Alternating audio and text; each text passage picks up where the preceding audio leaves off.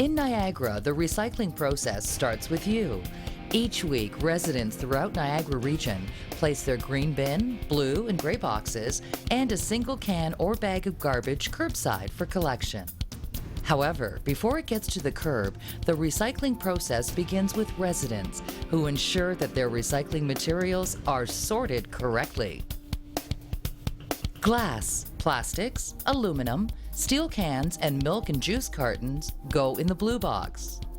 Papers, boxboard, cardboard, and plastic bags go in the gray box. When sorting your recycling materials at home, always remember these 4 recycling tips. Number 1, plastic bags. Bundle, tie, and toss in the gray box, not the blue box. Number 2, milk and juice cartons go in the blue box. Number 3, not all plastic is recyclable. Toys, garden hoses, and lawn edging do not go in the blue box. Takeout coffee cups are not recyclable in Niagara and do not go in the gray or blue box. Once they are separated, the blue and gray boxes are collected at the curb for recycling at Niagara Region's Recycling Center. The Niagara Region's Recycling Center is a 9,300 square meter, 100,000 square foot facility that recycles materials from Niagara residences, schools, institutions, and businesses. Niagara Recycling, a not-for-profit organization, operates the Recycling Center on behalf of the region.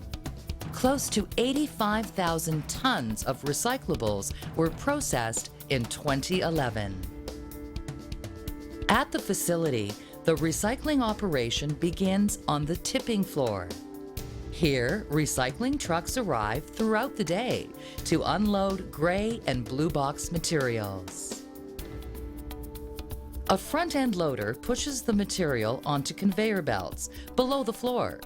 From the tipping floor, material is either sent onto a fiber line for gray box materials or onto a container line for blue box materials. On the fiber line, employees first remove the plastic bags. When the bags are properly bundled in the gray box, they are easy to separate from the paper and cardboard.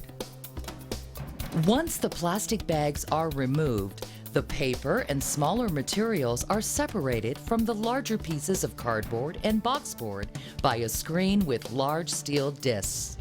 Over on the container line, a similar process is underway. Employees first remove plastic bags that were incorrectly placed in the blue box, as well as large plastic bottles, such as detergent and shampoo bottles, and other plastics, such as polystyrene tubs and lids. The material then runs through a magnetic separator that separates the steel containers from the glass, plastic, aluminum, and juice and milk cartons.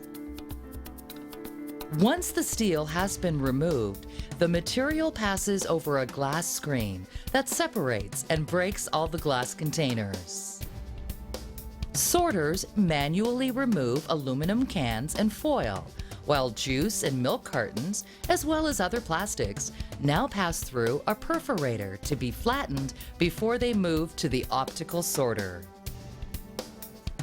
The optical sorter automatically separates water and pop bottles and other plastics from aluminum cans and juice and milk cartons using near-infrared light technology.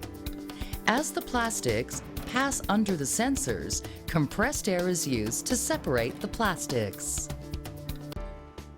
The end result is 3 categories of materials: water and pop bottles, mixed plastic and aluminum cans, and Polycoat milk and juice cartons.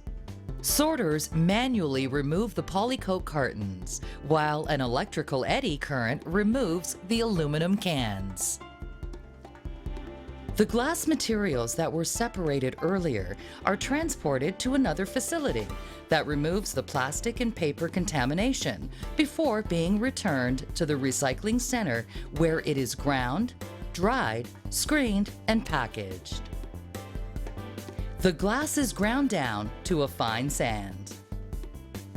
This material is packaged and sold as Niagara EcoGlass.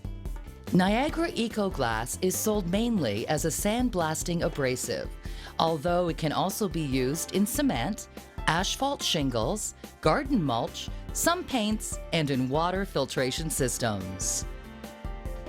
As for the other materials, once sorted, the materials are ready for transportation to further processing, where they can be reused in new products and materials. Newspaper is loaded and transported by truck to further processing facilities, where it is manufactured into recycled newsprint.